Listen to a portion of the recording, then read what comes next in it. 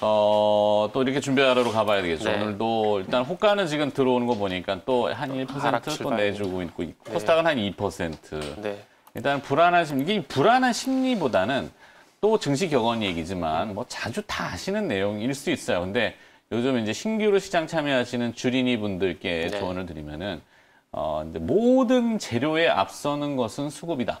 그잖아요. 그죠? 네, 결국 수급. 재료가 뭐 금리가 어떻고 환율이 어떻고 다 이래서 시장 딱 문 열었지만 위로 가든 밑으로 가든 네. 움직임의 주체가 있는 그런 수급. 네. 그쵸. 사자가 많으면 주가는 가격이 오르게 마련이죠. 근데 지금 이제 수급에서는 외국인, 기관, 뭐 마켓 메이커, 시장의 큰 손 네. 도와주진 않고 그쵸. 개인 투자자들만 계속 네. 이벤트를 찾아서 정치 테마, 뭐 인플레 뭐 이런 그렇죠. 것들 따라가죠. 이런 걸 막 따라가고 하는데. 근데 결국 그쪽도 외국인들이 사요. 기관이 사기 때문에 올라가죠. 그게 이제 외국계 뭐 CFD 때문에 요즘 또 얼추 이제 개별 기업들은 3월 달 네. 지금 이제 중순 넘어가나요? 네, 그랬다 네. 보니까 CFD 쪽 물량들은 대충 털렸겠는데. 그 CFD 그렇죠.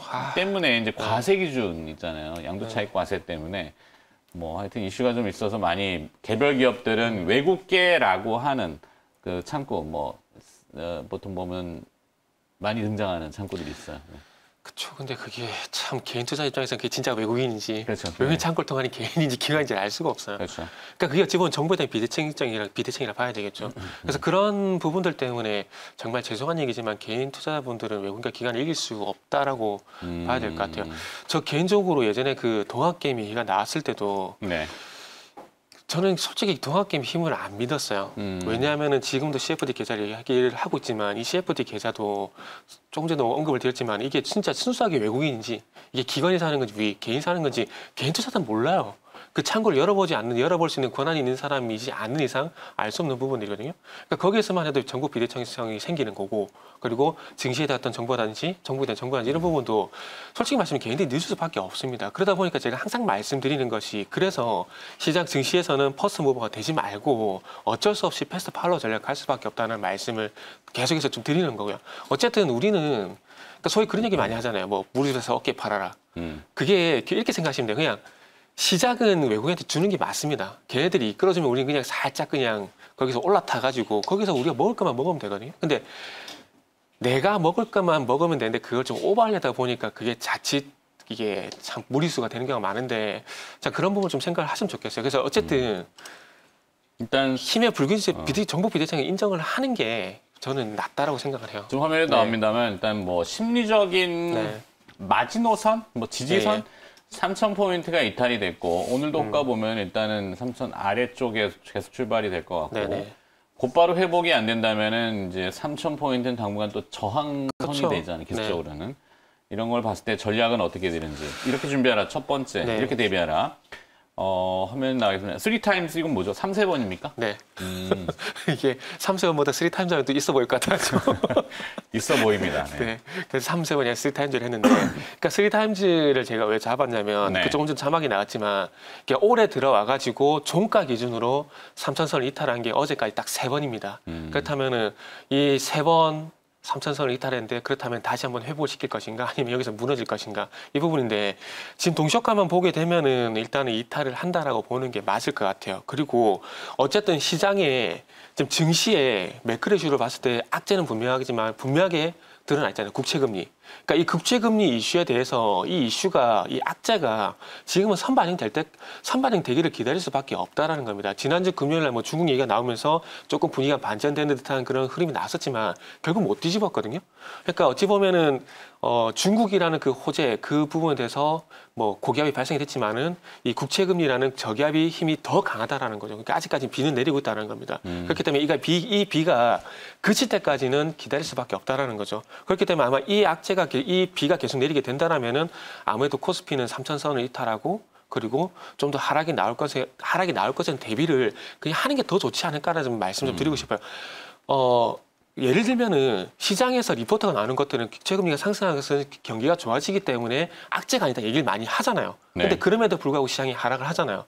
그러면 시장이 계속해서 이거는 호재 이렇게 생각할 필요 없이 그냥 시장 흐름에 따라가는 게 맞다라는 겁니다. 그렇기 때문에 어찌 보면은 지금 만약 하락을 전환될 가능성이 있다라면은 거기도 대비를 하는 게 맞다라는 좀 고집 부려가지고 절대 이길 수 있는 시장이 아니거든요. 그렇기 때문에 저는 그 부분 좀 말씀드리고 싶고 오늘 뭐 네.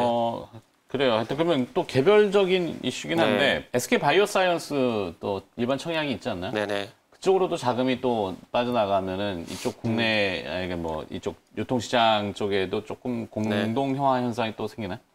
그걸 어떻게 봐야 돼요?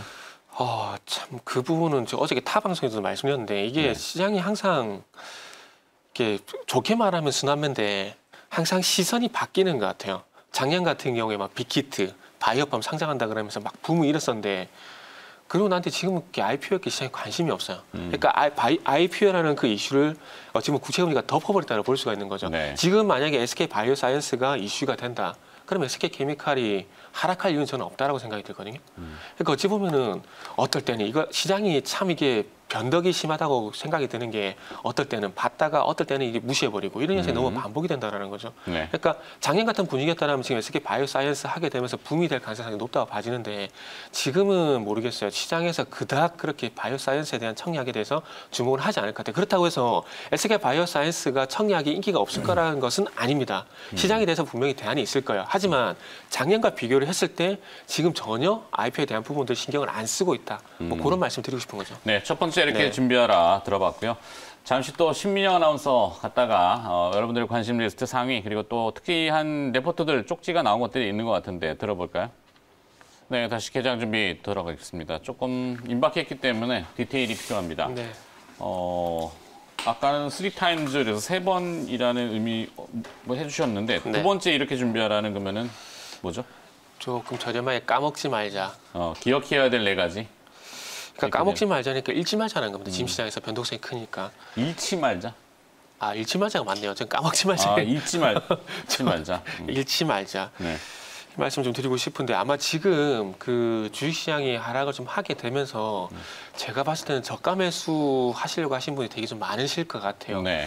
그런데 이 부분도 조금은 저 개인적으로 좀 건의를 드리자면은 그러니까 예를 들면 최근에 그 5G가 이틀 전인가 그 강세였잖아요. 강세 네, 보이면서 잠깐 반등. 반등이 나왔는데 아마 그거 보면서 저가 매수 생각하시는 분 되게 좀 많을 것 같아요. 그런데 여기서 제가 하나 좀 말씀드리고 싶은 부분은 지금은 그러니까 V자 반등보다는 하락이 좀 멈추고 좀 그 소위 말하는 주가 하반경성 좀 바닥에 잡히는 부분들 좀 보고 좀 따라가시라고 좀 말씀을 좀 드리고 싶고요. 그러니까 예를 들면은 최근에 뭐 기아차라든지 LG화학 같은 종목들이 어쨌든 하락하고 난 다음에 조금 바닥을 다지고 이후에 좀 반등하는 그런 흐름이 좀 나왔거든요. 그러니까 그런 부분 좀 확인하고 들어가시면 좀 더 안전하지 않을까라는 말씀에서 일단은 섣부른 저가 매수는 조금 자제를 하고 그리고 이제는 종목을 좀 많이 좀 늘리지 마시고 조금 5종목이 아니라 3종목 좀 줄여가지고 좀 압축해서 선택과 집중을 좀 하시는 게 좋지 않을까라는 좀 말씀 좀 드리고 싶어요. 그렇게 본다면 최근에 뭐 그나마 강한 섹터들이 금융주라든지 철강주, 인플레이션이라든지 국채금리 이슈와 상당히 연관성이 있는 업종들, 그 섹터들은 그래도 그나마 좀 잘 가지고 있는 상황입니다. 그래서 이런 섹터들이 그래서 뭐 이 섹터들이 가다 보니까 요 종목들 볼 수밖에 없는데 뭐. 이게 또 지속이 되긴 힘들 거예요. 일단은 1월 달부터 국채금리 이슈가 계속 발생되게 되면서 은행주가 그러니까 소위 말하는 은행주 이제 금융지수가 먼저 갔고 그 이어서 바톤 이어받아가지고 또 아시겠지만은 또 지방 금융지수라든지 이런 쪽 따라가고 있는 양상이거든요. 그리고 뭐 철강주도 마찬가지고요. 그리고 이제 뭐 경기 회복 어쨌든 뭐 국채금리 올라가고 있지만은 실물 경제 이슈가 있기 때문에 여행주, 항공주 이런 부분들이 상승하고 난 다음에 최근에 또 이슈가 되는 뭐 현대백화점이지 뭐 유통 관련 종목들도 부각이 되고 있기 때문에 어쨌든 시장이 시선을 보는 쪽으로 해서 접근을 하시되 그 종목들만 일단 선택과 집중을 하게 되면서 포트를 좀 간결하게 좀 가져가시면 좋지 않을까 좀 생각이 들고요. 뭐 오늘도 그럴지 모르겠지만은 어제 같은 히토리라든지 윤석열 관련 개별 테마 좀 강세를 보이는데 네. 어쨌든 서울시장 선거라든지 그 지방 보궐선거가 좀 다가오게 되면서 뭐 테마들이 좀 계속해서 부각이 되지 않을까라고 좀 생각을 하고 있습니다. 그래서 무분별한 테마죠. 이게 정말 파평윤 씨는 진짜 네. 히트였습니다. 이렇게까지도 테마를 묶을 수가 있구나. 네. 그렇죠. 물론 이제 네. 뭐 파평 그쪽에 이제 집안 가보를 제가 잘 모르겠지만 윤 씨가 많지는 않은 모양이에요. 파평유시라 그래갖고 애니 능률인가 그 종목이 상가 계속 진행했잖아요. 회사 측에서는 관계 없음 이렇게 했는데도 관계 없다라고 공시하니까 더 와 뭐가 있는 거 아니에요? 이렇게 상상해내는 이 놀라운 근데 상상력에 그 뭐지 대해서. 앵커님도 지금 오래 있었잖아요. 그런데 이게 종친회라 그래가지고 상가 가는 거 처음 보지 않았어요? 전 처음 보거든요. 종친회라 그래가지고 가는 거 상가 가는 거. 네. 그리고 예전에도 한번 그 뭐지 미국 대선 다가오게 되면서 한번 한성기업 한성기업 대표가 그 뭐냐 바이든 대통령과 시라큐스 대학 동문이라 가지고 주가 잘 갔었잖아요. 참 그런 거 보면은 말씀하신 것처럼 진짜 갖다 붙이기 나름인 것 같아요. 갖다 붙이기 나름. 그게 이제 시세가 네. 움직이니까 뭐 윤 씨건 사실 최 씨건 별 관계는 이 투자자들은 그런 거는 네. 관심이 없어요. 그냥 시세만 네. 놓고 그냥 하는 거기 때문에. 그것 때문에 간다더라. 그냥 네. 거기에만 주목을 좀 하는 것 같아요. 결국에는 다 네. 원위치 분명히 될 텐데 어디까지 갈지에 대해서는 아무도 그러게요. 모르니까 그냥 따라 붙는 거죠. 그러니까 이러다가 뒤늦게 들어가신 분들 꼭 물려요. 그렇죠. 네. 네. 그게 문제죠. 항상 그게 문제예요. 자, 이제 뭐 하여튼 여론조사 네. 추이가 그래서 자꾸 공개되는 게 저는 뭐 좋은 건지 나쁜 건지를 판단할 네. 수는 없는데 뭐 보도들 보면은 막 뭐 어디는 누가 1, 2위를 하고 있고 어디는 네. 또 누구 대결했을 때 어떻게 되고 뭐 네. 이런 게 나오잖아요. 뭐 그게 이게 뭐라 해야 될까? 정치를 모르는 사람이 정치를 뛰어들었을 때 볼 수 있는 지표가 그거밖에 없대요. 그러니까 누가 지지를 놓고 누가 놓고 이렇게 하다 보니까 그쪽으로 좀 많이 쏠리는 그러니까 여론이 그쪽 모르는 사람들이 봤을 때 여론이 그쪽 쏠리는 경우가 있다 보니까 그래 연수조사를 계속해서 발표한다고 저도 들었습니다. 여론조사 기관에 계신 분들한테 네. 그래서 그렇게 얘기를 들었거든요. 그래서 아마 그런 부분들 때문에 계속 발표가 되는 것 같아요. 그리고 이제는 또 한 달밖에 안 남았잖아요. 한 달밖에 안 남았다 보니까 이 어쨌든 대선이 다가오게 되면 대선 테마가 움직이는 것처럼 어찌 보면은 이런 현상이 그러니까 그 유행? 그러니까 유행이라 봐야 되고 말 그대로 테마나 봐야 될 것 같아요. 그래서 그런 측면에서 봐야 될 것 같고 그리고 다시 한번 말씀드리지만은 진짜 갖다 붙이기 나름이거든요. 갖다 네. 붙이기 나름이고 그리고 너무 많이 그러니까 본인이 차트를 보시고 많이 올다 싶으면 그냥 들어가지 마세요. 저는 그게 차라리 맞다라고 생각이 들기 때문에 근데 그것도 그렇게 들어가신 분들이 보면 나중에 종목 상담 프로그램 보면 꼭 그 종목 보고 상담하신 분들이 계세요. 그렇기 때문에 접근하지 말라는 게 아니고요. 아니다 싶으면 안 들어가는 게 맞다라는 말씀을 좀 드리고 싶습니다. 그러니까 뭐 하지 마시길 네. 이렇게 그러니까 그 네. 사실 상식적인 얘기지만 그러면은 대안을 주세요라고 그렇죠. 할 수 있거든요. 그거 안 들어가면 대안이 뭐 있을까? 그러니까, 대안이 있을까요? 만약에 그러니까 지금 어쨌든 윤석 테마가 핫하니까 그것만 예를 들어 한번 들어볼게요. 지금 어저께 덕성이라는 종목이 계속 부각이 됐었잖아요. 근데 그 덕성이라는 종목이 서울대 동문회 사회이사 아니 개장이 임박했기 아. 때문에 그 얘기는 개장하고 들어갑시다. 개장 호가 보고 다시 얘기 네. 나눠보겠습니다.